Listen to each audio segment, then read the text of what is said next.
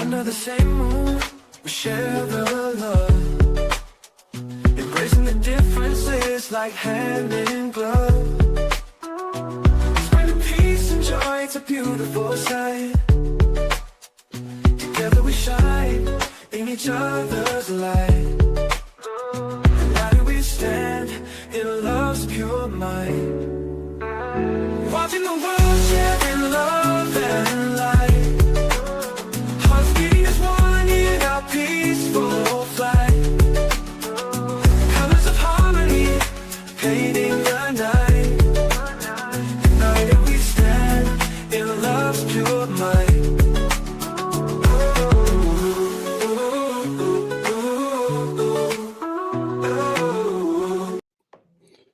Tonight, the headlines are loud, but the truth is buried. But guess what? We're going to find the truth, people. The courts are moving, narratives are shifting, and the big names are in the media, such as Donald Trump. And guess what? These names are also in the Epstein files. So, what do you have to say about it? Well, tonight we get a chance to hear from a criminal defense attorney by the name of Calvin Johnson. He's one of the best in the business. Definitely one to help us navigate what's happening in the media. Let's welcome aboard Calvin Johnson out of Texas. Calvin, how are you? Man, how you doing, Mel? Man, glad to have you back. Man, glad to be back on this week. There's been a lot going on this week. Yes, indeed. How are things down in Texas? Hey, man, it's been a lot. There have been a lot of, let's say, shuffling in the political game. Jasmine Crockett has decided to run against John Cornyn and James Tellerico for the Senate. And it actually shifted everything else around, too. So there are a number of offices that new people have decided to run for based on Jasmine's decision.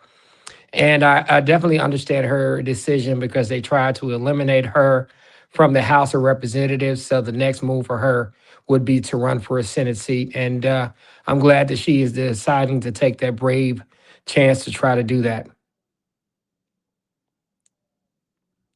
Outside of that, man, that's what's going on. All right, very good. What are your thoughts? All right.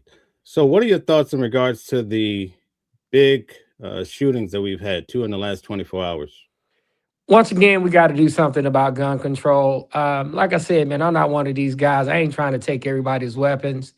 But, man, we got to do a little bit of something, just a little something. I mean, it can be something small, background checks, making sure that people that have a history of mental issues, that you check those.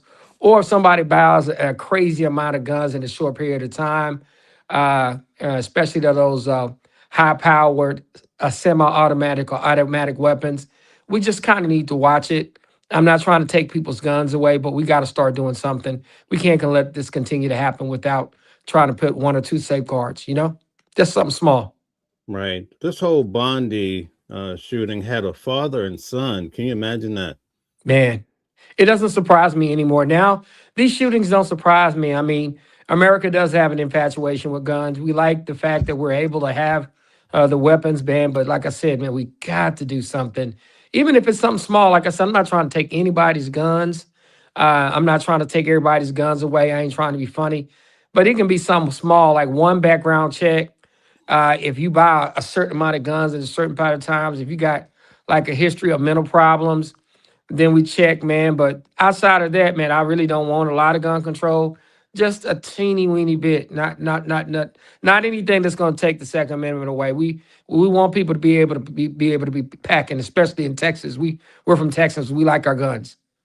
Last night we had a show, and while the show, one of the reporters, Eric, he sent in a story about this shooting that happened at the university or campus in Rhode Island, right? 2 people, I believe, are dead. And man, and that's the thing, man. You would hate for that to be somebody in your family. You would hate to have something happen. And I heard people like it's not a big deal. It's a distraction. And then that's it. That's this and that's that. Well, man, when it's one of your loved ones, when somebody snuffs away somebody who you love in your family, somebody who's just going to school trying to better themselves and get a better education, then it is what it is. What do you think the way forward with all these different shootings is happening? I just think, like I said, a minimal amount of gun control. I'm not even saying gun control. Listen, if you have a history of mental problems, let's do a double check on you. If you buy a high number of semi-automatic weapons in a short period of time, let's take a look at that. I don't think we have to do a lot there. I think it's something small.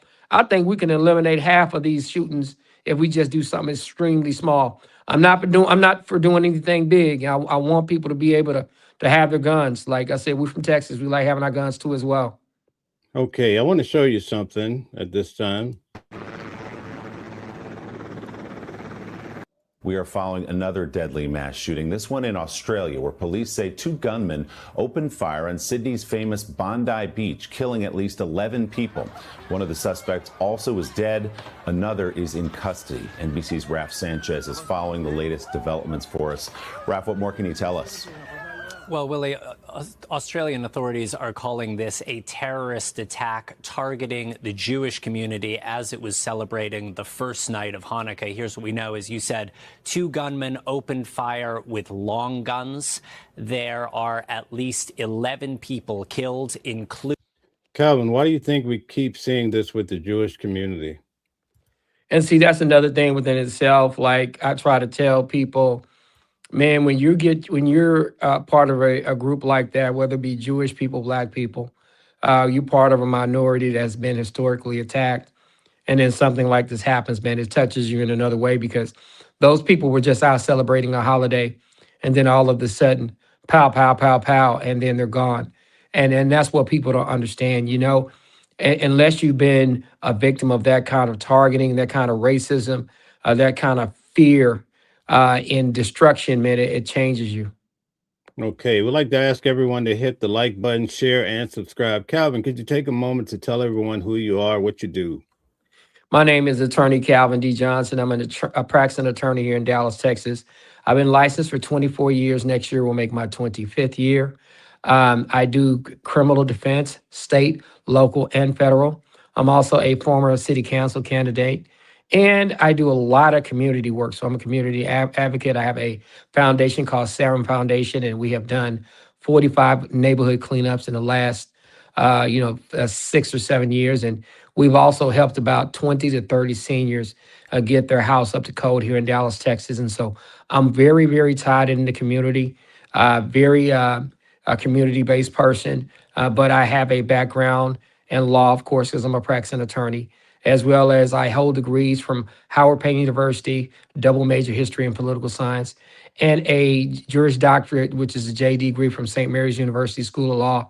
And I finished from the Law Magnet High School here in Dallas, Texas, the High School for Public Services, Government and Law. So ever since I was 13 years old, 12 years old, I've been interested in law and government and have a lot of experience there. Well, it's awfully nice to have you here on the show. We're going to get back to the video. Including one of the shooters. The second gunman is in custody in critical condition, and authorities are now investigating whether a third individual was potentially involved. Now, amid the horror, there was also heroism. There is a video that is a little difficult to watch, but I want to show it to you in just a second here. You see, if we have that video, you see the man in white there running up and tackling that suspected gunman. There is a struggle, and you can see he appears to wrestle what looks like a shotgun out of that man's hands. Now, the individual... What do you say about the civilian that ran up and took the gun, took him down? Hey, man, he's a hero. He's a hero. My adrenaline would have been going too hard, man. I might have shot the guy after taking his gun after watching him do what he did. So, man, first of all, great restraint and just great being a great hero, man. I mean, that's amazing. Like, we should give that guy, man, I want to send that guy money, man. I mean, really. I mean, that guy right there is just, he's a hero, man. We need to celebrate that guy. Definitely need to do that, right? Amazing. Good stuff. Let's get back to the video. in white has not at this point been identified, but local leaders are hailing what they say were extraordinary acts of personal courage by people who just jumped in at the scene. It is very likely that that man saved some lives by appearing to disarm that gunman. We know that at least 29 people were taken to hospital. Among them are 2 police officers. Authorities are saying police were on the scene and engaging in a gun battle with these shooters within just minutes. Police are also saying that they found a car linked to the killed gunman, which does appear to contain improvised explosive devices. Now, the bomb squad there in Sydney is probing that vehicle. They are looking for more clues. They are looking for more details about the motive. I noticed that with a lot of these shootings, there's also explosives coupled with it. What are your thoughts about that? Man, that's what we got to be careful about. And see, that's why I try to tell people, man, listen, there's some very sick people out here. Now, if you got some political views that you don't share with me, I'm okay with that. But it gets to a point where, I mean, that we demonize the other side and we start to demonize each other to the point where we don't think the other side's human. And we got to be very careful, whether it be in America or any other country, that just because you disagree with somebody, that doesn't make you that person's enemy. That just makes you a person that you disagree with. And we need to be extremely careful that those disagreements don't arise to doing things that are very, very shameful, hurtful, and very, very dangerous in terms of shooting people and having explosives and going after certain groups of people with those explosives. Mark Green says that Islam is a cancer. I don't think that people should be saying that. I think we have Christian groups, we have Islamic groups, we have Hindu groups that have carried out the terrorist attacks and all over the country. And I think you cannot point out one religion as being a cancer. I consider myself a follower of Christ. So I don't think calling another religion as a cancer. I just think that you got extreme sections of each religion that can go too far and create these problems. And this situation is probably what's happening. John Stevenson says this is why he doesn't go anywhere without his weapon. Hey, man, I understand. Like I said, I'm not trying to take anybody's gun away. Like, we from Texas, we believe in packing. We'll pop you if you run up on the wrong one of us. And so I don't begrudge anybody for wanting to have their weapon. If somebody approaches me the wrong way, hey, and you got something on you or you make some kind of crazy threat, sometimes people going to leave you where you're standing. So I don't have a problem with that. You should have a right to be able to bear arms. We just don't want stuff getting crazy is all. Okay, let's go back to the video. And Willie, a massive police investigation is now underway, but we can already say at this point that this is one of the worst gun massacres in Australian history. Willie? Just terrifying images there at one of the favorite places, not just in Australia, but in the world. As you say, a Jewish celebration, the first night of Hanukkah, some 1,000 people gathered there, and it just gives you chills, breathtaking. It seemed rather targeted, right, on their special occasion of worship. Yeah, and that's the thing, man, that it seemed like it was targeted toward that group of people, and we shouldn't want that hate anywhere. That's why when people start talking about certain groups of people, calling people garbage, doing that kind of stuff, man, we got to be extremely careful when we start to categorize people by race. And when we try to attack other races of people just because of their race, man, that's not right. And if you're for that, I think you're foolish and you're dangerous, and we shouldn't be doing that. Okay, so let's look at another video here. I'll try to play it. Let's see. To watch the heroin. Okay, it doesn't want to play. I'm not sure. Let's try one more thing here. Let's try this. Okay, here we go.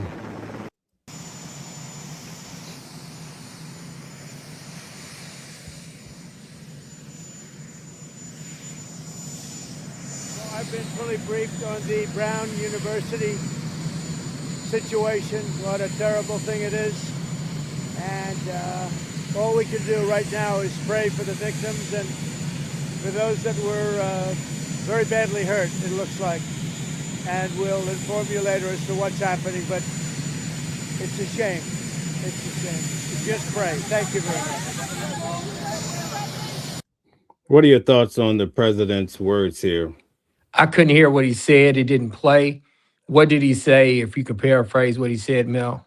He was talking about the Brown University unalignment that happened there last night in Rhode Island, and that they were waiting for more information, but it was a crying shame, basically. It is a shame, but we just got to be careful about who we blame, number one. And then the president needs to be very measured with his words. I mean, you want to come out strong against people that are getting shot. You want to come out strong against violence, but you got to be careful before you start blaming certain groups and throwing that kind of information out there, because we don't know. And it seems like in the past, they typically want to bring certain groups that don't agree with him. And then sometimes you find out it's one of the groups that he may like or be okay with that did the shooting or the killing. So we got to be extremely careful about saying certain things towards certain groups. Okay, so that's it for the videos. I just now want to go through a couple of events that happened over the week since we spoke last. What do you think about the oil tankers in Venezuela being seized by the United States Army? I mean, we shouldn't be doing that. That's basically a war. If you're going to when you start taking people's oil tankers, you're almost you're invading. You're going in taking stuff that doesn't belong to you, even though we may have concerns about what their drug policies are and so on and so forth. America has to be extremely careful about doing that kind of stuff. Number one, that leads to war. It could lead to loss of life, and we could end up getting into conflicts that could cost American lives eventually. So I believe in being strong against people that allow drugs to run rampant in our country. But at the same time, we got to be extremely careful when we start doing certain things. Okay, Jeff has a message there for you. Stop getting upset when people bring up truths about cultures, even when it's the truth and stats show it. We have to pretend it's not true. No matter what the president said, it would not be good enough.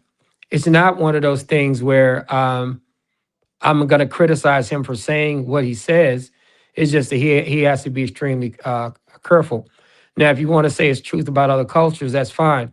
But we also have truths about ours.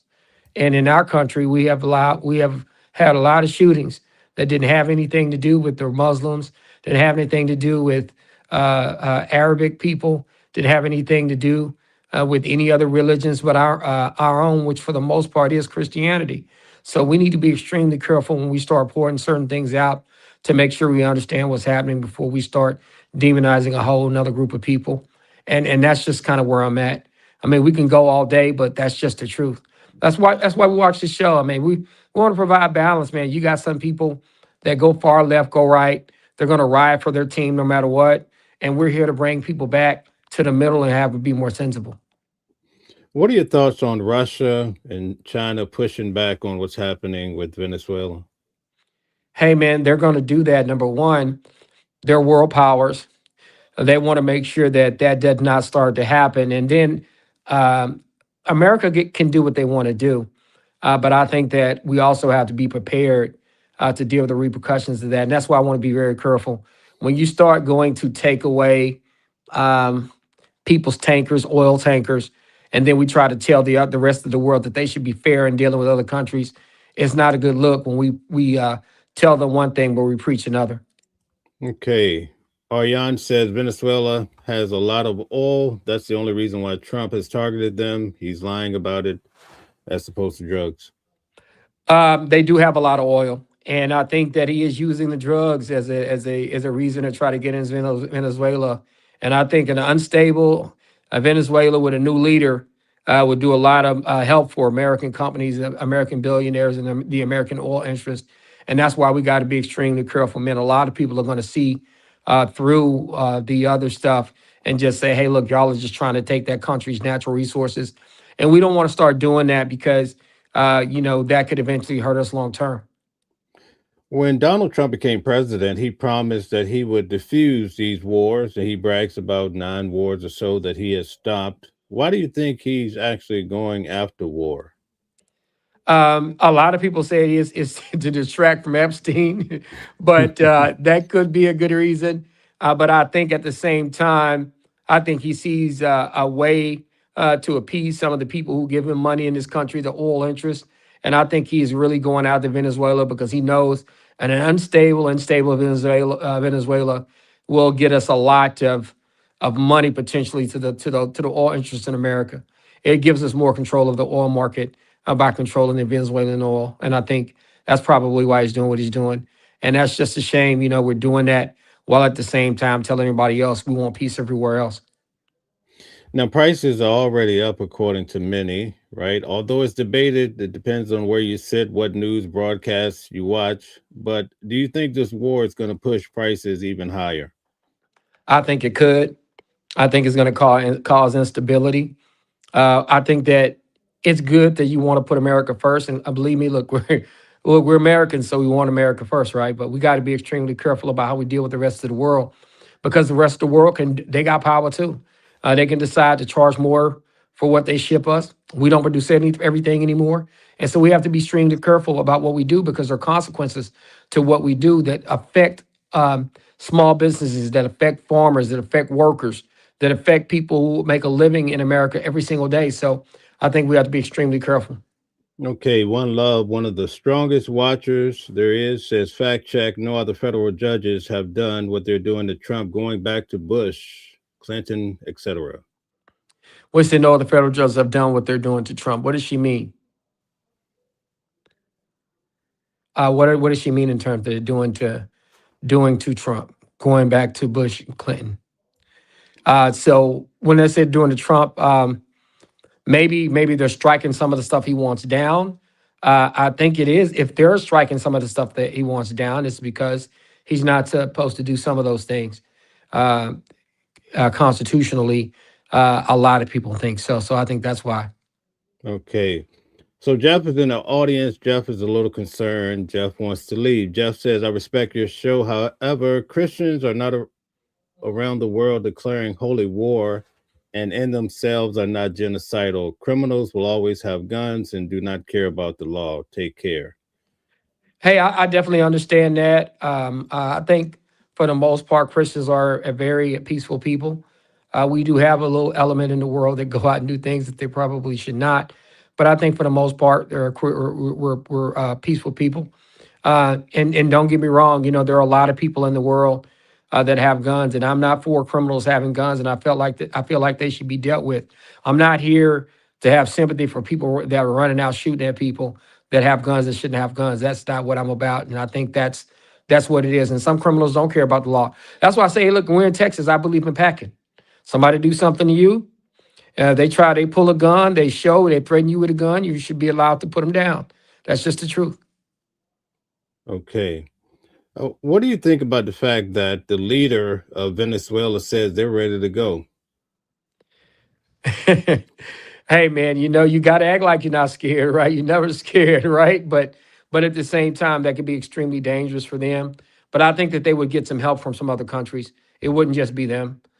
China will probably be helping them with some logistics and some technology, and other countries would probably help them. And that's why we got to be careful. I don't want this thing getting into war and people losing their lives behind Venezuela. I don't think that's worth it.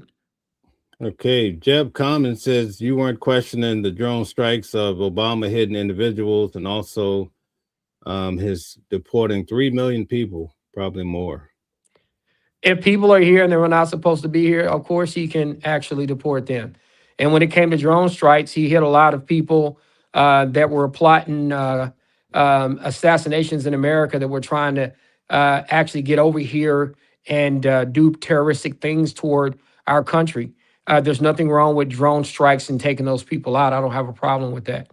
No, I don't. You have to do what you got to do. If somebody's trying to fly planes into our towers, if they're trying to step on our subways and blow us up, and if Obama has to send a drone somewhere to blow that particular threat up, then so be it. Okay, so I'm pretty sure you saw that the Epstein files, a lot have come out, a lot of photos. Last night we went over 40. In those photos, you have the President of the United States, as well as Bill Clinton and a few others. Do you see anything sinister developing? I do see some things sinister developing. The thing for me, man, and y'all know where I'm finna go, man, the Trump condom. I mean, I'm huge. when I saw that, man, I was like, "No, you got to be kidding me. Who does that, right?" But but with that being said, man, I just that Epstein thing, the mask being on the wall, the pictures with the young women, they're on an island. They can't get off the island unless they get a plane, a private flight back. These older men have a lot of money, and I'm not just blaming Trump. I mean, they had Clinton over there, and then you got pictures with Bill Gates and Steve Bannon look like they buddy. Especially our boy Steve Bannon. I'm more worried about Steve Bannon than I am Trump, to tell you the truth. When I'm looking at him, he look a little unkept. He looked like he looked like he popping out with trench coats on people, to be honest with you. But with that being said, man, it's just a bad look, man. I mean, hanging with Jeffrey Epstein at all for anybody, it's a bad look, man. That guy creeps me out, man. He just, and some of the stories that some of these women have said about Epstein, to actually be tight with him, to have that many pictures with him, to be taking pictures with young women around him, it's not a good look. I'm not saying anybody did anything, but I'm just saying it's not a good look. It's terrible, especially for somebody who's president of the United States, whether that be Clinton or Trump or anybody else that took pictures with him. Yeah, I want to ask you a question based on those photos. When you look at the photos, Epstein is allegedly unalive, right? Maxwell's locked up. Donald Trump had a big trial. But then when you go back to his first administration, a lot of those individuals do not associate with the president anymore. A lot of them actually were indicted. What do you think this is all about as far as looking from the outside in? Man, I'm concerned when I look at those photos and look at what's been leaked. That behavior, and then in addition to that, this game around whether they were going to release those things or not. Man, it's troubling. I mean, when I look at it, seemed like the Republican parties, it seemed like Trump was trying to keep that stuff buttoned up until him and Mike Johnson couldn't control it anymore, and it finally got to the point where it's going to be released.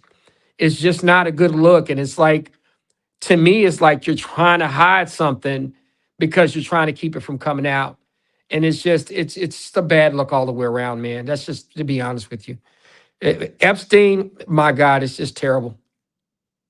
Yeah. What about the fact that the president's wife is in the photos? Does that have any meaning? I don't know. It just seems like, and that's why I say I'm being real careful. I don't want to be judgmental because it seems like Epstein knew a lot of people and took a lot of photos with a lot of people. I do get concerned about that as well. It's just, in being around Epstein, knowing what he did in Florida and how he got off, and some of the little tricky ways that he tricked girls into coming over and giving him massages, and being around a lot of other older men, it's just not a good look, man. I just got concerns about it all. Okay, very good. I'm going to show you something here in 1 second. Let's see if we could get this removed here and add this.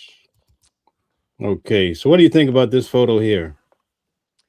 Yeah, so that's what I'm saying. It's one of those things where you look and it's just, that's a lot, man. When you're looking up, it's just not a good look all the way around. It's just being with Epstein, how Epstein looks.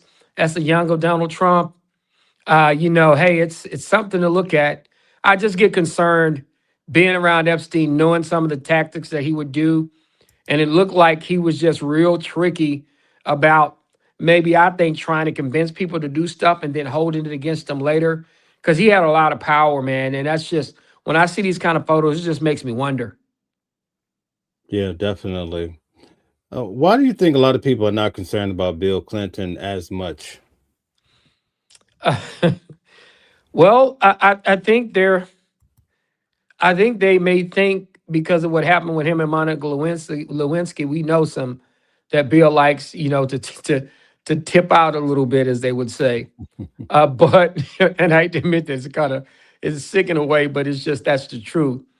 I just think that Trump has pledged himself as not being associated with Epstein, not being associated with this kind of behavior around Epstein. and you get a lot of photos of him and Epstein, man. And then he looks real comfortable in them photos. And then, I don't know what the Democrats were doing, but when they released a picture of the Trump condom saying he's huge and it has a little caption on it, and man, it's just not a good look, man, for somebody who's the leader of the free world right now, and who's somebody who said, for the most part, it's only the Democrats. They're the ones that are all up in the Epstein files, and then all of a sudden, you probably got more pictures with him than anybody else, and but you're screaming that the other side's the problem. They're the dirty ones. So, that's just what I think about it. Right. Okay. So there was a post coming out this week in regards to Donald Trump's son being involved with, I forget the guy's name. Man, somebody will have to remind me. I just had it on the tip of my tongue. But anyway, it seems that he's making his footing into politics too. What do you think about that? Donald Trump's son, which one? Son-in-law or just his son? His son, Byron, I think his name is. Or Yeah, so I don't know. I mean, he's trying to get into politics. I just don't know how that's going to go for him right now.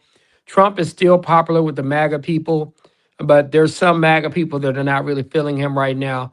And some of the independents in America definitely not feeling him because they think that he had an opportunity to change some things. And he's more focused on probably revenge as opposed to lowering prices to help us be able to afford stuff. So that's just what my thoughts are. I don't know how well that person is going to do in politics right now. I think right now Trump's approval rating is low, and I think anybody associated with him they're going to start to have problems politically. okay. So take a moment, if you could, and just tell everybody. We have a lot of new people here. If you could just tell them what you do and how to contact you specifically. My name is Attorney Calvin D. Johnson. I'm a 24-year practicing attorney. My email is attorneycalvindjohnson@gmail.com. My website is theywon'tletmeout.com, so you can reach me there. Or you can reach me by phone, 214-565-5600. I'm a 24-year practicing attorney here in Dallas, Texas. I'm a former political city council candidate, as well as I hold a degree in political science and history, a double major from Howard Payne University in Brownwood, Texas, and I hold a law degree from St. Mary's University School of Law. But those are the ways to get in touch with me, 214-565-5600.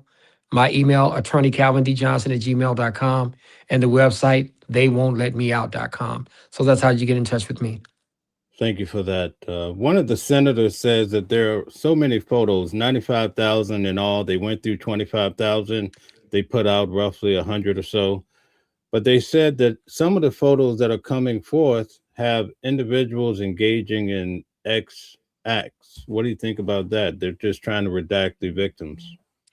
And that's the thing, that's going to be something when I'm getting concerned about that because it seems like A, there needs to be some redaction done. B, is the redaction that's being done, let's say a Republican that everybody knows is in some of those sex acts, are they going to redact that? Are they going to be selective in redacting stuff? That would concern me. But to be honest with you, when you see I saw a special on Jeffrey Epstein and some of the stuff that he did, knowing some of the stuff that he ran down there in Florida, man, there might be some sick stuff going on when they dump all those photos. Okay. So last night we had a show and we talked about how Candace Owens is going back and forth with Charlie Kirk's wife. Charlie Kirk's wife is saying she wants Candace to get out of the picture, to stop. But Candace claims that she has her own rights. She had her own relationship with Charlie. Do you see this getting out of hand, maybe even into the legal realm? I do see it getting out of hand. I think a lot of people are going after Candace Owens because she's starting to expose some of the stuff with Kirk, and I think she's starting to expose some of the tactics of the Republican Party, and she may not be in a good standing with them. But it's America. She can do what she wants to do. A lot of people would want her to respect the wishes of Charlie's wife. But with that being said, hey, Charlie kind of said whatever he said when he was here. And I think Mrs. Owens it's America. She can say what she wants to say. That kind of respect that you used to give out, that's no longer there anymore. So people are going to do whatever the hell they want to do now. Right. Do you think it's fair that a lot of people feel that Charlie had some racial issues? I think it is fair. And when we talk about this, like, see, like me personally, I'm not going to go after Charlie Kirk. I just for two reasons. I don't speak ill of the dead. Even though he did speak ill of the dead, he did. He talked bad about Martin Luther King and some people that were passed. If he wants to do that, that's fine.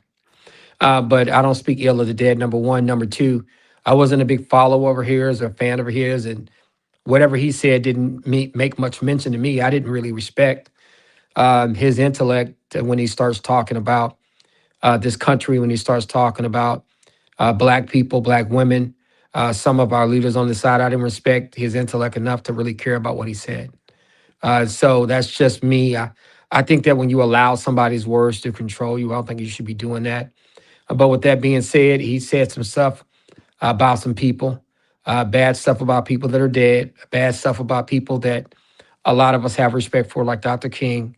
And I just think that the other side gets their panties in a bunch when you say something about Charlie. But I just think that that's what's going to happen when you speak ill of people and you pass away the way he did.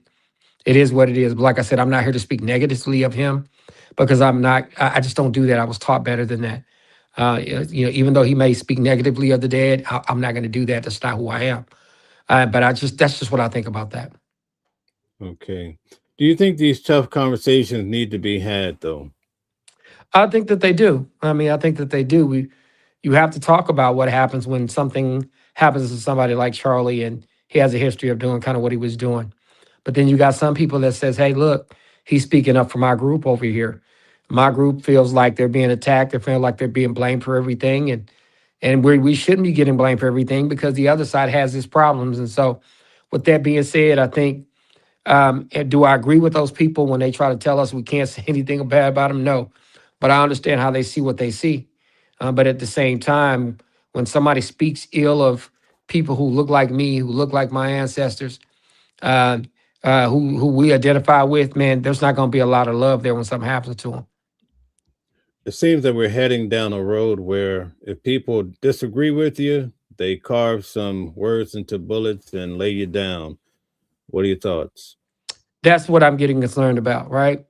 When you disagree with somebody, man, it turns into I want to kill you. I hate you and your family. I want to talk bad about you. I want to disrespect you.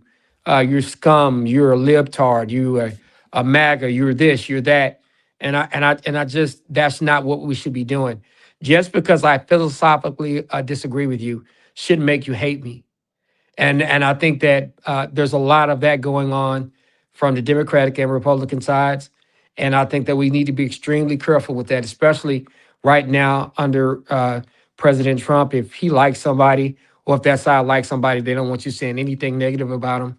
And I think we got to be careful when it comes to that kind of stuff. Okay, Tom is pushing back on you in regards to Donald Trump, saying that, listen, he's a billionaire, and of course he's going to have groupies. And that's the thing. I mean, I get it, and that's why I said I'm not chastising him for being around women. He can be around women as much as if he wants to. But with that being said, you can do what you want to do, but there are going to be consequences. I mean, if I'm around women and I'm a billionaire bachelor, cool. But if I'm hanging with somebody like Jeffrey Epstein, and Mr. Epstein is going around here sexually assaulting young girls, getting Ghislaine to go out and find new young girls. He's giving them money, giving other young girls money to go find other young girls. And I'm hanging with that kind of guy. Don't get me wrong, like the company you keep. I mean, I don't know where you were raised, but when I was raised, my grandmother told me, watch the company you keep, because they could be doing some stuff that you're not really into, but you can get blamed for. So that's just life. We taught that as kids. The company you keep is important. Okay, Vital says I could give you an example of Africa, how good it's doing without the help of the USA. Well, and this is what I try to tell people. There's some areas of Africa that are doing well, but there are also some areas of Africa that are not doing so well. Let's not act like everything in Africa is going completely right. I mean, there's a reason why a lot of people there want to come here and live and not go back to Africa. So, I mean, there are certain parts of Africa that are doing excellent, but there are also large groups of people that are from Africa that don't want to go back, don't want to ever go back. And it's because they like what we got going on here. And that's something that I can agree with, right? You know, a lot of these other countries want to talk smack about America, but you shouldn't be coming over here from another country, being over here, then start running your mouth about what's going on over here when you ran from another country that you never want to go back to, that you're going to cry, kicking and screaming when somebody try to take you back there. And then you can't come over here. And this is for the other thing, and I try not to get into this, but let's say you're somebody from another country, and then all of a sudden you come over here and you start dissing the African Americans, which are the primary, one of the primary minority groups here. You can't come from over there and then come over here and start telling us that we're not doing this and we're not doing that when you just ran from where you were from and don't want to go back. That's the kind of stuff that I hate. I'm just being 100%. And I'm not sounding like a MAGA or sounding like a politician. I'm just sounding like, hey, as Black people, we have sacrificed a lot here. We've done a lot of work here. You may not see and agree with some of the things that are going on now, but we got a history. We bled for these rights. And so for you to come over here to get those rights and then to talk crap about us, we're not having it. We're not gonna allow that to happen. We're not gonna take that disrespect. And so we all can be one group. We all can work together. But I mind you, you will not come over here being disrespectful to us. We're not having that anymore.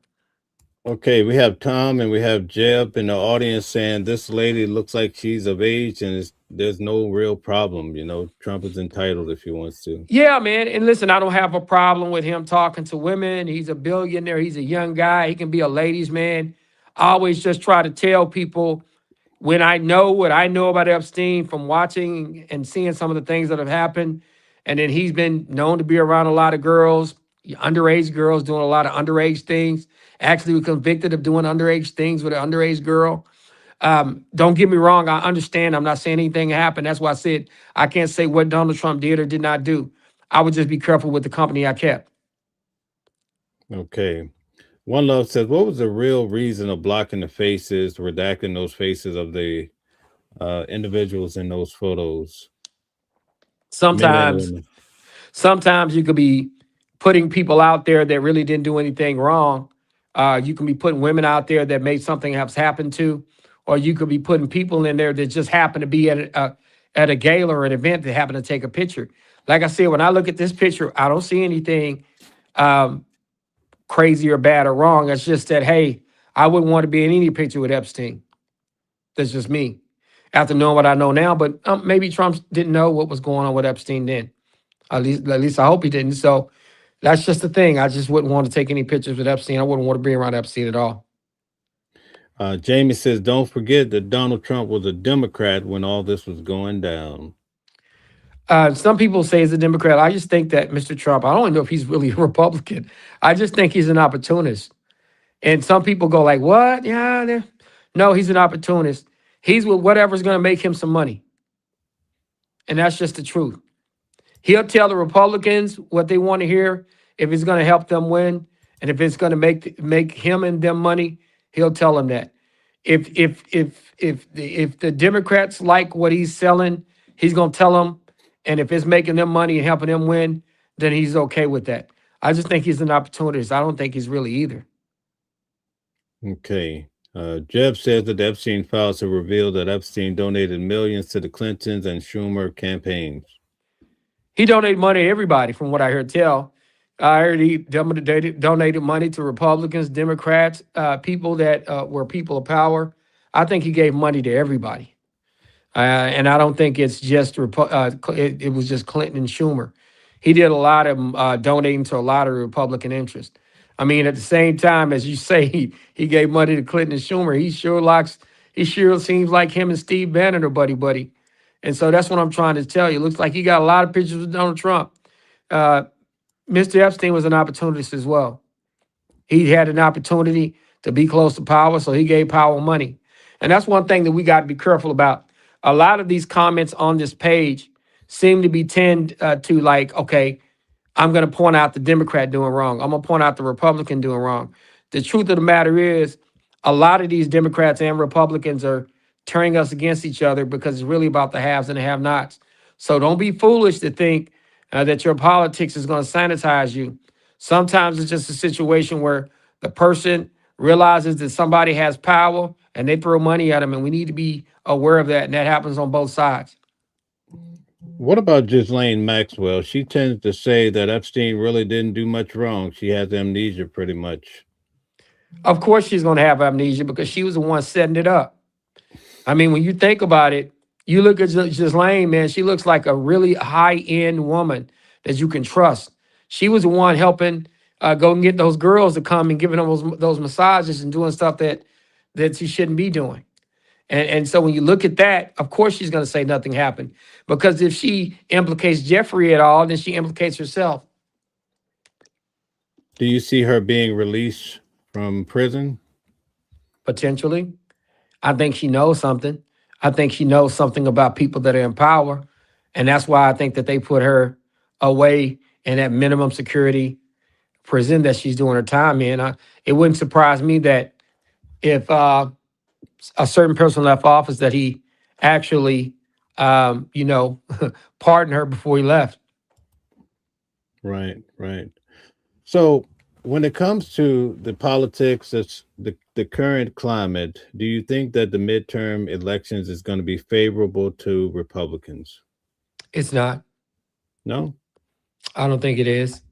In places like Texas, where they have really, really agitated two groups. They've pissed the Hispanic base off here in Texas that were Republicans by the way that they're deporting people. It's not that they are deporting people, by the way that they're doing it. And then some of the financial issues that are being caused by this president and some of his policies. And they for sure have pissed Black people off.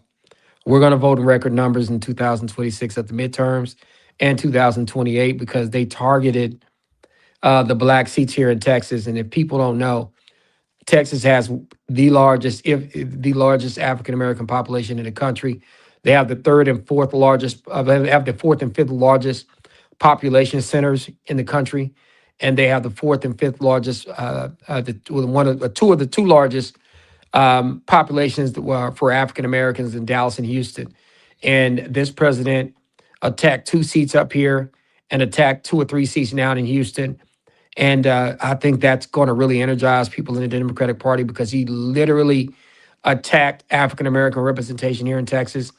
And even the Texans here are actually afraid because the gerrymander that they did may not work out well for them because for that to be successful, the Hispanic people here have to continue to vote at the same levels that they voted for Mr. Trump in the last election. And I don't think that they're going to do that.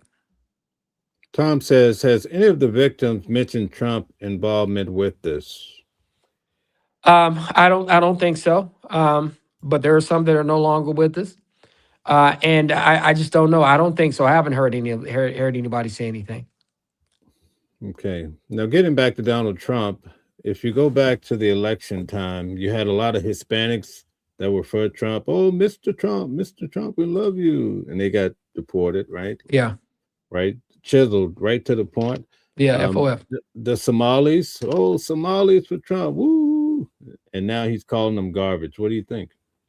Man, that's the thing that I'm where I'm at, and I try to tell people they go MAGA, Democrats are scum and all this other stuff. I always try to tell people when you call a group of people garbage, Black people are smart. If you're gonna call us Somalis garbage, then you calling us garbage too. Yeah, the minute that you're willing to call them garbage, the next group you're going to call garbage is us.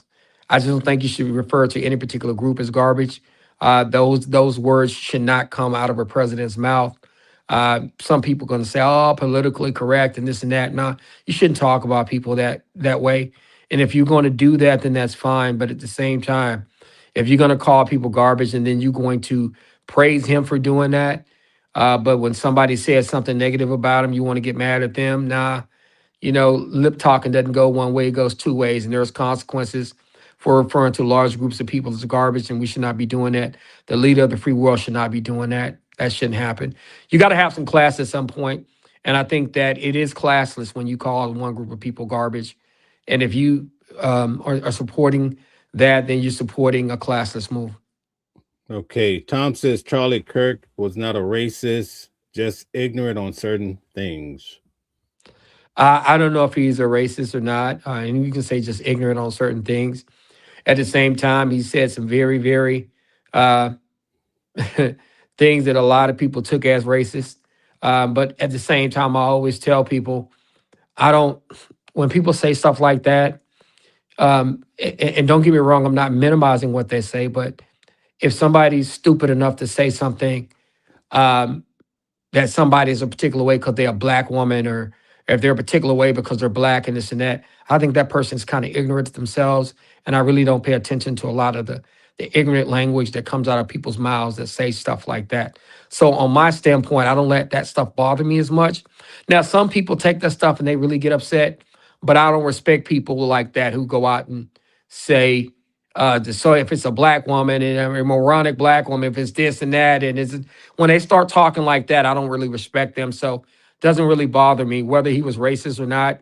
It didn't really bother me one way or the other because I didn't really listen to him a lot. I wouldn't follow him. He couldn't tell me anything. I didn't respect his opinions. So for me, it just didn't bother me as much. Okay, I want to share something with you here. Give me 1 second. Joy Reid goes on MSNBC and says, Guys, take a moment, hit the like button, share, and subscribe. Calvin, I want you to tell me if you think this is racist. This is the video that a lot of people on Facebook, especially of color, and this is how the narrative came out about Charlie being a racist. is that there's something wonderfully poetic about the fact that the first person to criminally prosecute Donald Trump is a black Harvard grad. Go DEI. My DEIs are bringing it home, is what Joy Reid says. Joy Reid is racializing what is happening to Trump. None of us are racializing it. In fact, we think it's completely irrelevant. We're not here to look at the skin color of Fani Willis, Alvin Bragg, Letitia James. But what Joy Reid sees is revenge against the white man. It's not a shock because Joy Reid racializes everything in American life. This is, of course, the downfall of the entire republic. Listen for yourself. Play cut 71. There is something wonderfully poetic about the fact that despite the fact that even if convicted, he's not going to go to prison, the first person to actually criminally prosecute Donald Trump is a black Harvard grad, the very kind of person that his former staff, the people who worked for him, Stephen Miller, et cetera, want to never be at Harvard Law School. But he was. And he came out and graduated. He's prosecuting you, Donald. And a black woman is doing that same exact thing in Georgia. And a black woman forced you to pay a $175 million fine that's out now also in question because the people who put it up, that might not be legit. Donald Trump is being held to account by the very multicultural, multiracial democracy that he's trying to dismantle. And for me, there's something poetic and actually wonderful about that. It says something good about our country that we're still capable of having that happen. Go DEI. My DEIs are bringing it home on today. Hold on. You're not exactly making the best case. Okay, so this is what he says that ticks everybody off right now. Here, Joy Reid. Fani Willis is a DEI? Okay, you're saying it, not me. Okay. Fani Willis has broken like every protocol and possibly Georgia law. Alvin Bragg is a DEI? You said it, not me. The guy's a moron. In one of the sloppiest written indictments, legally shoddy indictments we've seen. Letitia James is a DEI? You said it, I didn't. You're proving to me why they're terrible. You read their indictments. First of all, the first indictment was filled with typos. I don't look at race, but you're bringing up race here and you're saying, well, these DEIs are doing it. If DEI means hyper-partisan, bitter, looks at the world through racialized lens to get whitey, and they're not very smart, you're making the argument, Joy Reid. They have racialized and weaponized the justice system. That's not something to be celebrated. But you're calling them DEI. And it kind of proves the point. They're not very bright. They are not qualified, but they're angry, motivated, and celebrated by the media. Okay, So Joy Reid, so not that bright. What do you think? This is my complete opinion. We have to dissect a lot of that. I do not agree with Joy Reid going on saying the things that she said, number one. I think when you try to point out that it's an African American man or woman that happens to go after the president, I think you got to be careful when you say stuff like that. I think there's a reason why Joy Reid lost her show on MSNBC, because when you make statements like that, you got to be extremely careful. And I would not be in support of somebody making statements that way, number one. Number two, when she says these people are DEI, I don't think that she can actually say that they are DEI.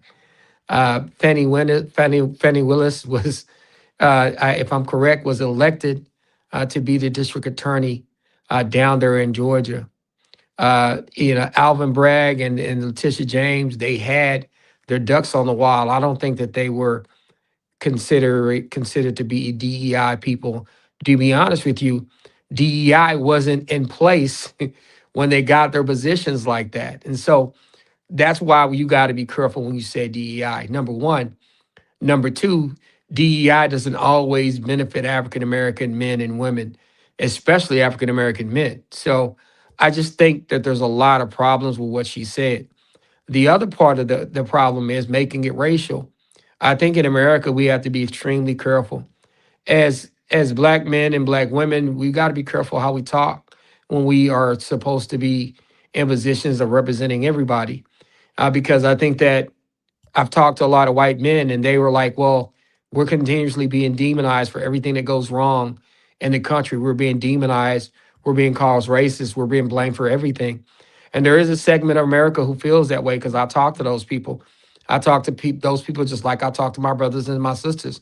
So I think that you have to be extremely careful, as Joy Reid was not when making some of the statements she made. I wouldn't have said what she said. And I don't think it really did people that are there are for DEI any favors. I think it made DEI a very, very challenging policy for other people to follow. And I think that labeling Fannie Willis DEI, Letitia James, and Alvin Bragg DEI, I think that labeling them that, and whether you like DEI or not, it's up to you. But labeling those people DEI is that shouldn't have happened. And like I said, I think Joy Reid was very, very reckless with her words when she talked about that particular thing. I wouldn't have said that, and I think she could have been a lot more responsible when she said what she said. That's just me, and I'm not here to criticize Joy Reid, because I'll get people coming after me. You just going out to her 'cause she's a Black woman. No, man, I love my sisters. Like I said, I know Jasmine Crockett. I respect her. I know other sisters that I support. I respect them. But when you go after people like that and you talk loose like that, people are going to challenge you. So you got to be extremely careful about that. And so that's what I have to say about Joy Reid. I'm not trying to diss her or anything. I think maybe she got in the moment, said some stuff that she probably maybe wishes she wouldn't have said at the time. But if she did, it is what it is. But I wouldn't have said it. That's not how I would have approached it. But that's hers. It's America. She can do what she wants. A lot of people only heard the part where he's basically saying they're not too smart. And see, that's the thing. That's why I said I wouldn't have said what I would said if I was Joy Reid. I think that people can come in and look at that and say, if they only see the back end of that, then they could, have a better understanding of what Mr. Kirk was saying that day. But I think it's very dangerous for either one of them, including Mr. Kirk as well as her, to speak like that on a racial level. Now, with that being said, like I said, I've heard some stuff that Joy Reid said, and I'm not going to lie, when I did turn on and happen to view her show, I always said to myself, I said, man, she keep talking like that, it's going to be a problem. And look what happened. They ended up cutting her show. Her ratings went in the tank for her saying what she was saying. And so I think that at the end of the day, I wouldn't talk like that. I would not tell anybody just having a talk show to really talk like that, because I think that you're saying certain things that are not factually based. And I think that you need to be extremely careful with your words when you're blaming one group of people, whether it be the whites blaming the blacks or the blacks blaming the whites. You got to be extremely careful about that. Phase 1 says, where's the line? Democrats used those ignorant ninjas and left them for dead. And see, that's where you got to be extremely careful. You know, at the end of the day, you don't want to paint everybody with a broad brush, right? And that's where you got to be extremely careful. And I think that you also could put a target on your back when you say, hey, it's black women that are going after the president. Next thing you know, you got a lot of people that are saying, oh, now we got to go after the black women because it was a black woman that went after the president. Joy Reid does not speak for all black women. She does not speak for all black men. She does not speak for all black people.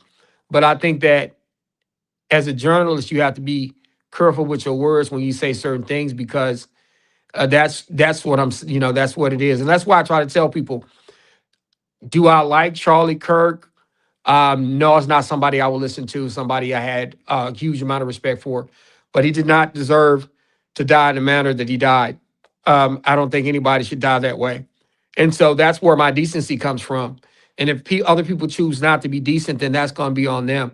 I'm just not going to be that guy. Okay, Calvin Barrett says the same thing. Even though he disagreed with him, he did not deserve to die. I agree with you, Calvin. I don't think people deserve to die because of the way they think, man. And I don't think that should have happened. I would want that for anybody's family, whether they said something bad about me or not. That's just not who I am. And that's not who we should be. Hannibal says Kirk talking about people who earned their degrees and he's a college dropout. And see, that therein lies a problem for me. Mr. Kirk was not as educated as some of the people at the number one that he talked about. And when I watched him debate, I'm a lawyer, of course, I've been doing this for a while. And they were like, oh, he's killing everybody in debates. But I think it was very simple to debate him if you had to debate him, if you were on a college campus. But he seemed to go after younger 20-something-year-olds that did not really have the experience to debate him. And that's just kind of where I'm at. So somebody who is a college dropout, who has not really accomplished a lot as far as I was concerned, I'm not going to really be arguing with him or listening to his opinions. And so if he does not happen to say something positive about people of color, I'm not really paying that much attention to him. I think it's disrespectful, but at the same time, it doesn't bother me because I don't really view him as somebody who is just high on my tree in terms of being able to listen to. What do you think about people like Candace Owens, Tucker Carlson, who are pointing out perhaps there were Israel or Egyptian airplanes leaving shortly after Charlie was unalived and all this chaos? Any thoughts on that? You know, in this world, we found out a lot, man. You know, we found out a lot about how things happen in this world, and there are powers and principles in this world that really have a lot of power that can take people out if they want them taken out.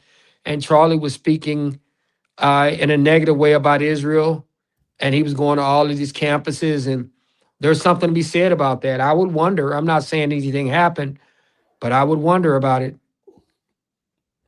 Okay. Do you think that when you see individuals like Candace Owens constantly breaking down these different narratives, you think it's for money like a lot of people think, or do you think she is honestly trying to solve the problem for a friend? Nah, I think she is going to milk the cow. I mean, that's just what they are. I think that when you have identified with one side and you can't ever say anything negative about that other side when they do something bad, then I have a problem with you. I used to watch Anton Daniels sometimes, and I hate to refer to other podcasts. I hate to refer to her brother, but he said some things that made a lot of sense initially. But when Trump screws something up, when he does something bad, that man is never able to hold him accountable. So I don't respect people who can't hold other people accountable. If you like somebody and you like them for the most part, okay, cool. But when somebody needs to be held accountable and you refuse to hold them accountable, despite them doing something that they shouldn't do, despite them not standing on business and standing on principle, I can't respect you. So that's where I'm at. Like if a Democrat or Republican does something that I can't respect, I'm gonna call it out. I don't care if I like you or not. I don't care if you call me a Democrat or Republican or not. If you do something that I don't agree with, I'm gonna be able to say it. And I think we ought to be able to call out the good and the bad. Charlie Kirk makes some points that a lot of people agree with that look like him, of course. But with that being said, he also agitated a lot of people, said some very disrespectful stuff about a lot of people that we respect that gave their life to give us our rights. And so you can't expect people to love you after you do that. That's just the truth. You have the right to say what you got to say, but nobody has a right to, you have no right to make everybody love you just because you happen to pass away. Don't get me wrong. Nobody should die in that way. But with that being said, I mean, you said it and you can't take it back. Tom says, so just because he doesn't have a degree, he's not educated, then we should scoff off Malcolm X then. No. I try to tell people, if you want to listen to Mr. Kirk, hey, that's fine. I don't have a problem with that. But with that being said, I'm not as invested in it as some other people. Just from my standpoint, from my liking, I'm not going to listen to him. But he may do something for you. And if he does something for you, go ahead and listen to him. Okay. All right. Ricky says, people of color, what color are we all of color? Oh, yeah, we all of a color. But let's be honest. I mean, if you think that people don't look at black, brown, white, and yellow, and red in particular ways, then I think you're being foolish. And people are going to have their biases. And so, you know, and if a particular color has had a head start or they have all the power, of course, the other groups are going to have concerns about how they're going to be treated. It is what it is. Okay, Susie is pushing back as far as Candace says she's made some solid points with receipts, but Erica keeps ignoring. Why? And Candace may be making some valid points. I'm not saying that Candace is not, but Candace is going to do what makes money. She's going to do what she got to do to make herself relevant. And that's the thing that kind of bothers me. A lot of people are just doing stuff to make themselves relevant, even though they might be making good points. Are they really doing it to make the points to make us see, or are they doing it just to make themselves relevant so they can continue to make money? And that's what bothers me sometimes. Okay. So what do you think about the fact that Barack Obama has so far not been in the Epstein files?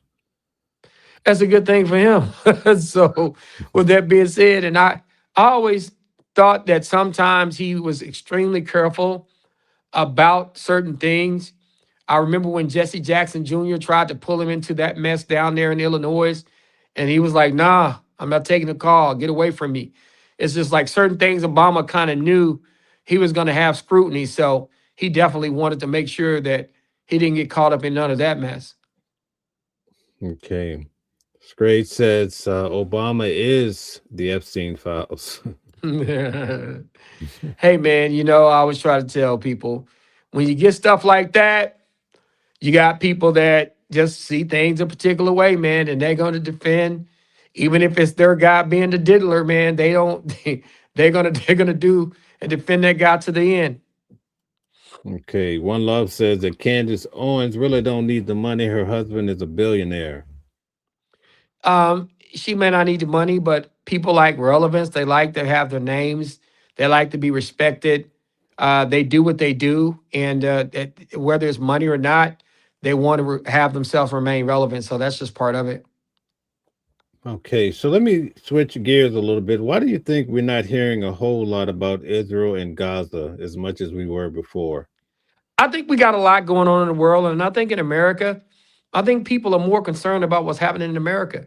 Look at the prices of food and gas. I mean, I've had clients lose their jobs. People are having a hard time affording rent. I'm looking at some of the food bills that when I go buy food, because I usually my wife goes get the food, she cooks it or she buys it. But I've been looking at some of the prices. I go like, how much did you say? And it's just I think America is more concerned with their own lives, their own ability to be able to afford stuff. They're not worried about what's happening in the rest of the world like that. Okay, very good. Let's see what's happening with as far as Ukraine and Russia. Do you think that Ukraine should give up their land? No, they should fight like hell. I'm just being honest with you. And they're going to fight like hell. The Ukrainian people are tough, man. They're not giving up. They're not giving in. They should fight. I mean, if somebody's trying to take your country, they're trying to kill you, they're trying to blow you up, they're trying to rape and pillage your village, you got to stop it, man. You got to fight to the death. And that's the thing with some of us, man. We got to understand, like, hey, somebody's trying to come do certain things to you, man. You got to stand up. You got to stand 10 toes down. Do you think Donald Trump is leading Ukraine to a space where they have to give up their land to Russia? I think he's trying to, but they're not going. Those folk gonna fight, man. They're gonna fight to the end. That's one thing I'm sure of. You have to understand, people are fighting for their very existence. They're not laying down. They're gonna fight to the end. And I think that Mr. Trump needs to understand that. Russia needs to understand that. Those Ukrainian people are not gonna give up. James says most everything is headed down south. Who would you blame the most, Donald Trump or Joe Biden? The Republicans control everything right now.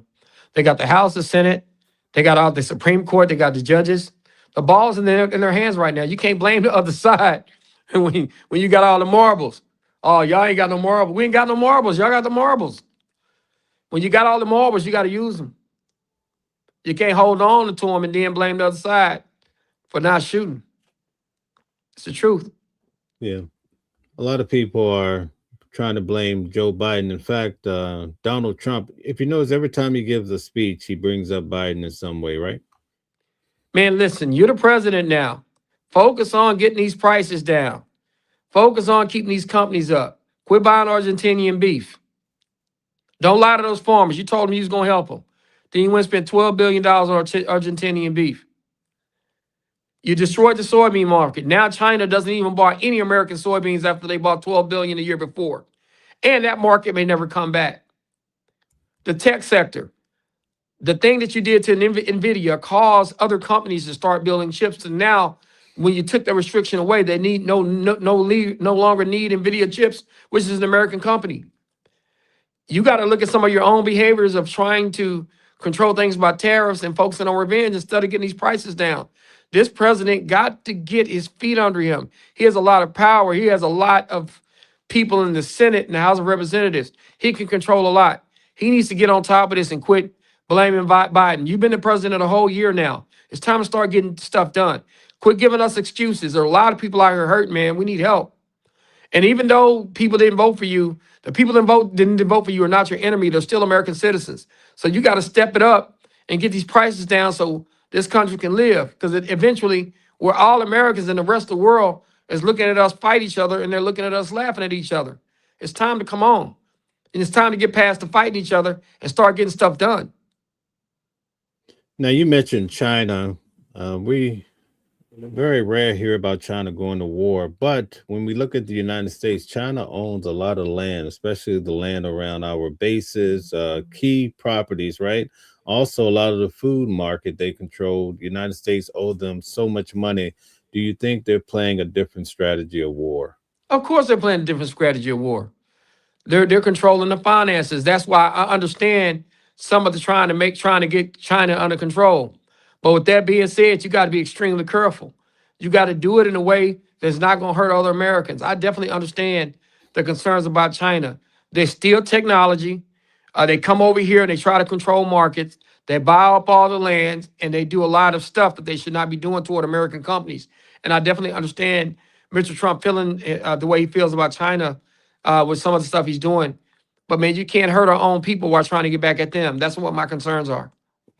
So why is it we're so concerned, which I get it, people coming across the border, that's a big issue for safety. But is anyone concerned at the fact that China, these other countries are buying so much of the American property? They're making laws to where they're trying to keep them from doing that now. They're trying to stop some of that. I definitely understand that. I would not want a lot of foreign companies owning our land. And we got to stop that. Okay. Reverend Jim Jones says this is all lefties nonsense. And that's the thing. Everybody wants to go, oh, this is all the left. This is all the right. No, man, listen, the right has all the power. They got the presidency. They got the Supreme Court. They got the House. They got the Senate. It is time to start doing something with the power you got instead of blaming the left all the time. You won everything. It's time to start getting stuff done. Nobody has time to play politics. Even those that are playing politics, hey, man, enough of that. It's time to get stuff done. Y'all won the election. You need to do something with it. If you don't start to do something with it pretty soon, people are going to get tired of these prices and they're going to vote you out. So I had reported probably about 3 weeks ago that the Trump empire family has made over $6 billion since Donald Trump became president this second time, right? So what do you think about that when the average American is struggling to buy meat? See, that's the thing that the problem I have with some people like saying he's going to be the savior for America. Man, he doesn't struggle. He doesn't have to worry about rent. He doesn't have to worry about food. He doesn't have to worry about medicine. And I'm not saying that people that have to worry about those things are going to be the best representation of who I want represent me. But I want people to be able to identify with the fact that I'm struggling, that I don't have health insurance, that I don't have enough money to eat or live. I think that you're being foolish when you think that this guy is going to come in here and just out of the blue decide to help you and not make himself some money. I mean, let's be honest, Mr. Trump's all about making money. So I think that to think that he is going to be the perfect person to always advocate for you when you're poor and you don't have anything, I think you got to be careful about that. Now, I do agree that we should be putting our American citizens first. I agree with that part of it. I think we should be putting our citizens here, our taxpayers first. But with that being said, man, I think he uses that arguments to get in there and help his wealthy friends and fill their pockets. That's why people are struggling. Corporate profits are up and prices are up. People are getting squeezed. They hold all three houses in the Supreme Court. It's time for them to do something about that. Okay, so we like to ask you guys to take a moment to hit the like button, share, and subscribe. And also you can follow, and Calvin, perhaps you can tell them how to reach you. I can be reached at 3 ways. Attorney Calvin E. Johnson at gmail.com, which is the email. They won't let me out.com, which is my website. And I can reach at 214-565-5600 in Dallas, Texas. It says Steve Stevenson or Stevenson said, SRW said, yes, bro. The Democrats, we watched the last 4 years and flooded the border with legal immigrants just to win elections. At the same time, I try to tell people I'm not a fan of that either. I'm not a fan of just letting people run up in here. And then on top of that, let's be real, to win elections, to win what elections? Those people can't even vote. And they're spending tax money on people that didn't pay taxes. You got to be extremely careful. That's why I say I don't agree with that kind of stuff. People coming over here, just coming over here, and then we all of a sudden we're taking care of it. I don't agree with that. And that's just what I'm saying. And people go, Democrats outsource all the manufacturing jobs, and China terrorists are about taking back those jobs, man. See, that's the thing. These people are foolish to believe that the Democrats outsourced all the jobs. Man, we were having problems before Biden got in. We had problems the last Trump administration. We had problems during Bush and the Reagan administrations with outsourcing of jobs. You can't blame one side. The truth of the matter is, man, a lot of these politicians, Republicans and Democrats, sometimes have gotten up there, got their their whistles wet, got their pockets greased, and at the same time, they just continue to outsource stuff, regardless who the president is. And they got everybody down here thinking that, oh, it's only one side doing it. No, I think sometimes both sides were guilty of allowing a climate where outsources happen. And you truly got to get in there and have somebody say, hey, regardless of political party, we got to start putting our people first, American companies first, and try to make sure you take care of the people here that pay taxes. And people that fought for this country. You got to start doing that kind of stuff. And there's nothing wrong with doing that. And that's not being mean to any of the other groups, but you got to start doing it at some point as a country.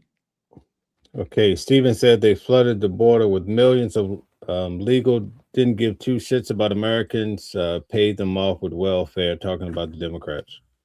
And listen, I always tell people I was not a fan of letting people run over here, giving them all this free money and giving us all this free this and that. I don't think that was right.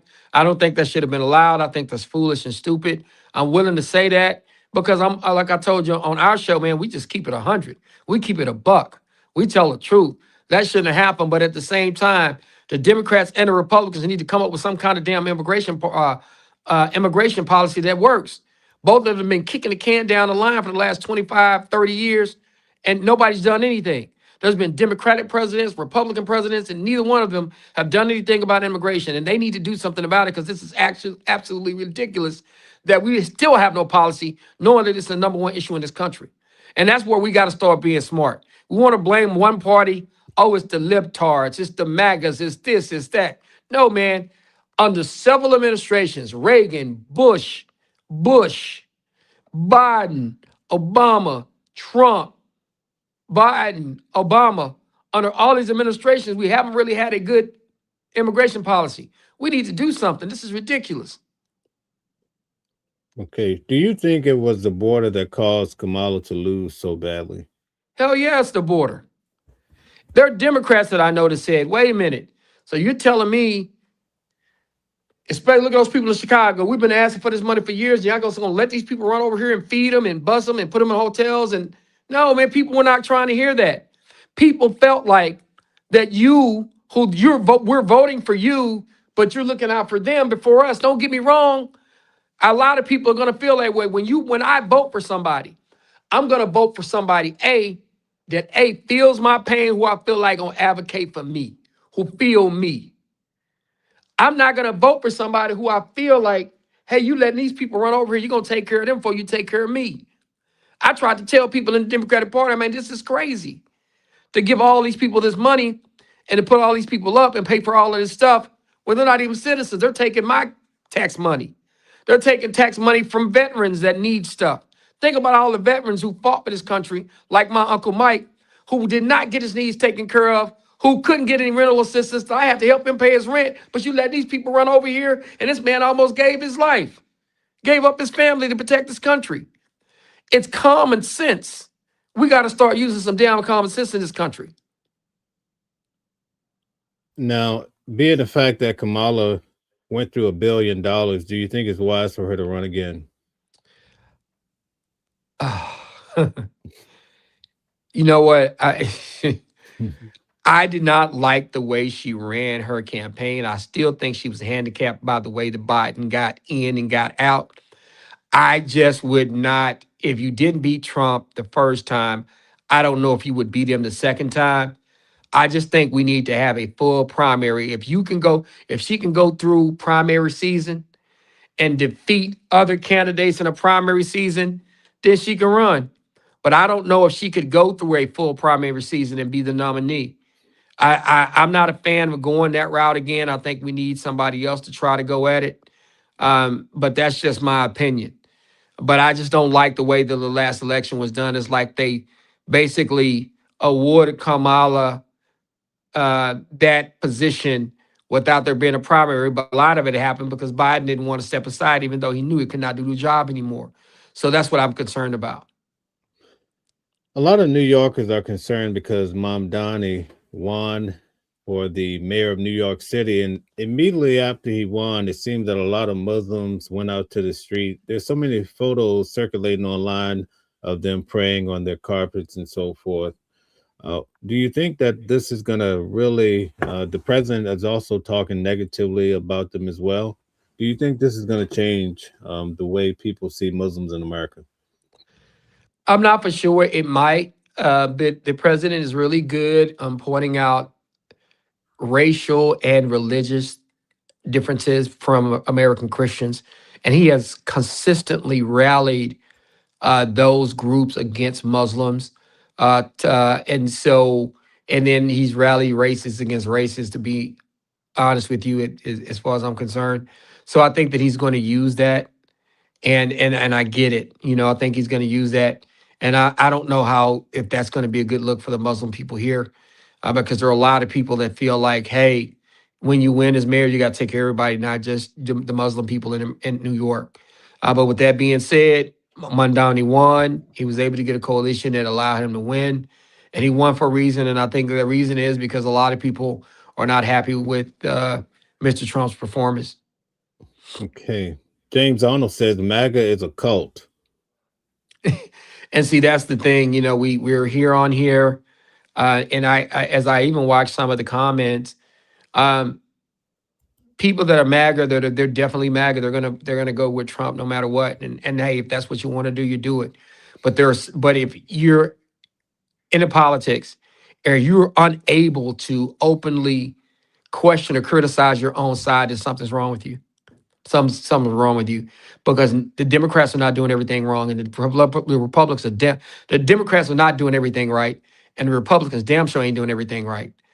So at the end of the day, you got to be fair enough and commonsensical enough to be able to judge people despite them being in your party.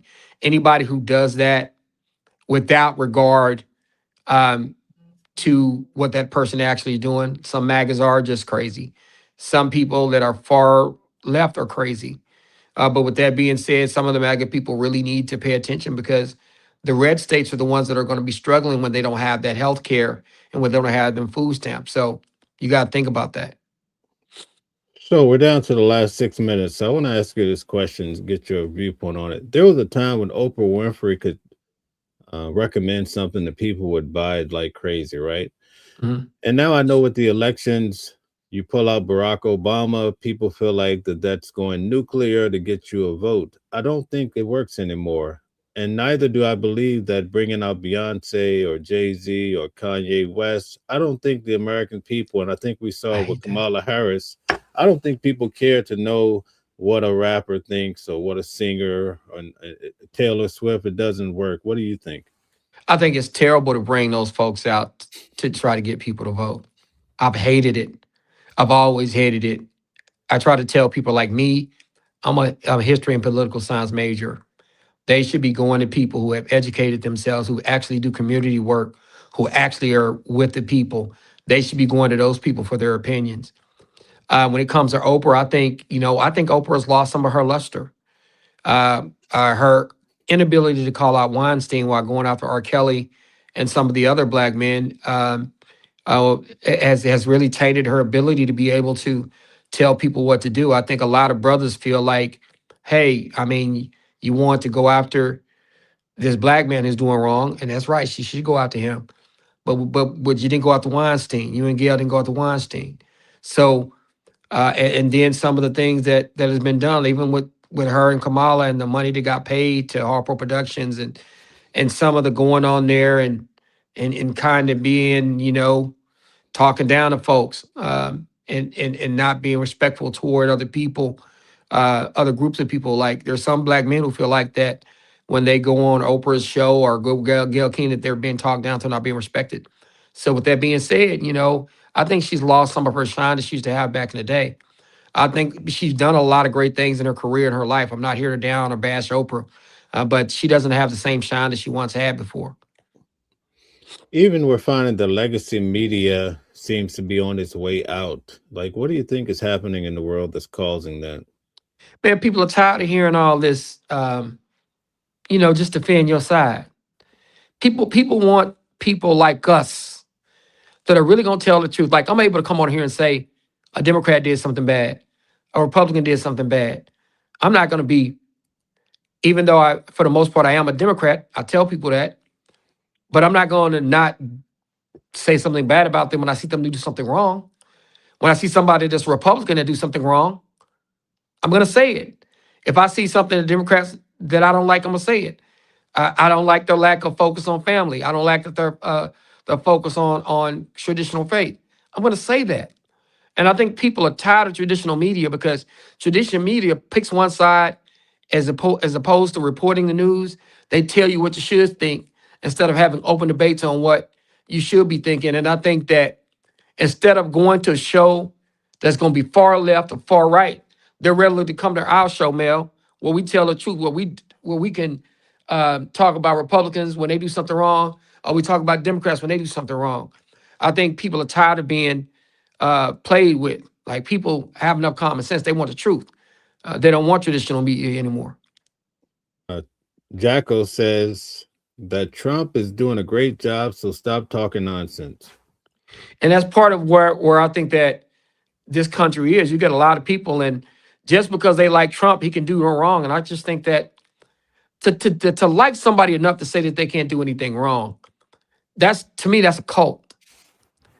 And that's just what I believe. Like, if you just think one person can never do anything wrong and you just follow them like that, then you're in a cult. Anybody, even somebody I like, can do something wrong. Somebody I love can do something wrong. But I'm going to say it. Man, we got to start using common sense. Even as a Democratic Party, you got to use common sense. There are people in the Democratic Party that want to be comfortable saying that they like traditional families and they want traditional families supported. Not saying that we want anything against other folks and other people that have other ideas of where they live. But with that being said, the Democrats got to get smart about certain things. The Republicans got to get smart about certain things. You can't just rubber stamp everything Mr. Trump tells you to do. Like the redistricting in Texas, it's going to hurt them because they decided to rubber stamp it. Now the tide's turning and they're going to have a problem when these elections come up. We got to be smart, man. You got to be able to like somebody without saying that they can do no wrong. I think that's absolutely ridiculous. And I think that you weak-minded and you're foolish if you're just going to follow one person because you like them. Okay, one of our strong watchers, Mark, says Democrats will never hold presidential office again if they don't get some common sense. I agree with you. There are some things and there's some things that they're supporting you just can't support. A regular, traditional, normal person is not going to like that. So with that being said, the Democrats have to get back to common sense. They have to get back and start talking to traditional families. They have to talk to black men. You can't just say, well, y'all been voting for us, we're going to vote for y'all again just because. No, black men have concerns that you have to meet. We're not just going to continue to show up and vote for you just because you tell us to, just because we've been Democrats. Now, we're going to vote for you because I'm not going to vote for the other side because they got a bunch of racists on the other side, to be honest with you. So with that being said, still address me. Still ask me what I like and what I need and what I want. So, but at the same time, use a little common sense. The Democrats got to get some common sense in their party to be able to win elections, and we want people to do that. Okay, Bussin says red states are the cheapest to live in, and welcome back to you, Bussin. Nice to have you. Hey, man, they might be the cheapest to live in, but they also pay to lease. So if you're not making any money, you still can't pay to live. And so they low wages, low cost of living, and you still can't afford it. So let's be honest, that's what's happening in a lot of the red states right now. Okay. Do you think that this whole shutdown is still hurting people? It is. It is because it leads to uncertainty, and it hurts a lot of people. It hurt federal workers. It hurt people's pockets. It hurts the economy. We got to be very, very careful. Okay, very good. All right, so we've reached our time. It's a pleasure having you on. Would you like to take us home? Listen, everybody, I tell people all the time, look, elections have consequences. Now you've been in power, the Republican Party, you've been in power for a number of years, but people are complaining, prices are up. Farmers are upset because you're buying Argentinian beef. There's a lot of things that are happening in America, and people are tired of it. And what I try to tell people is one side is not always right, whether it be Democrats or Republicans. But right now, the Republicans have all the power, and it's time for them to stop complaining and do something. You got the House, you got the Senate, you got the Supreme Court and the presidency, and people are hurting right now. People feel like you got ICE out here running, grabbing up citizens. Prices are really rising high. People are complaining about the cost of living, but you hold all the offices and all the power. So you can't blame everybody else while you have all the power. When it comes to Democrats, my fellow Democrats, people that are running, Jasmine Crockett just announced running. I will be supporting Jasmine Crockett. I will tell you that. I'm not going to lie about that. I know Jasmine, knew her when she first started. She came to the hood. She came to the streets. She came to Southern Dallas. When other people would not even step foot in certain neighborhoods, Jasmine Crockett came, sat down. She talked to people. You might not like her for whatever reason, but I know when I asked her to come to Dixon Circle, which is in the hood of Dallas, she came. When I asked her to come to MLK, she came. People want people that they can relate to. People want people that will come to their communities and actually represent them. Whether it be Jasmine Crockett on this side or your favorite Republican, pick somebody who will come to your community, who will represent you, whether you're a Democrat or Republican. Pick somebody who's going to come talk to you. Pick somebody who is going to understand your fight and your plight, and go with that. But on this show, we're going to tell the truth. Whether you're a Democrat or Republican, we have questions, we have concerns, we're going to talk about it. And no matter what, there's never a situation where either the left or the right is 100% right. And we're here to talk about those times that they're not.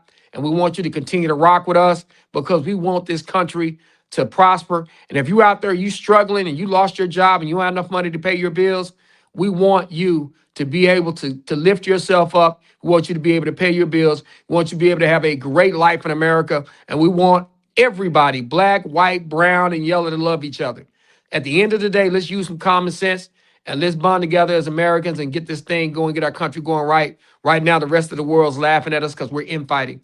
Let's turn around and let's work together to make this country a better country. Okay, thank you so much. I just wanted to make an announcement. We have a Discord app. So if you'd like to join the Discord, just in case something happens with YouTube, we still have a place that we can communicate. We're also going to have some live events.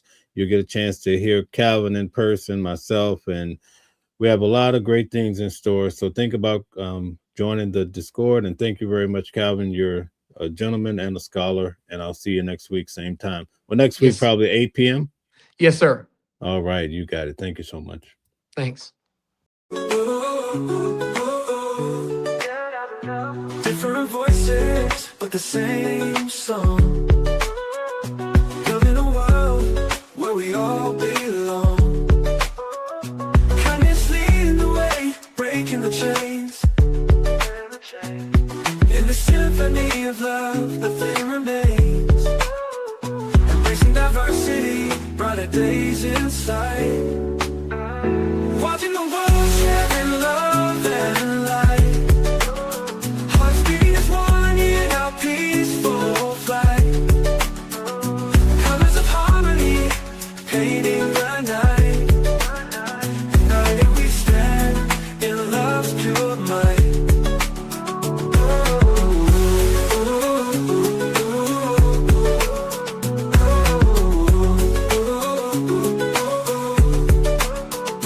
Watching the world sharing love and light. Hearts beating as one in our peaceful flight. The colors of harmony, painting the night. United we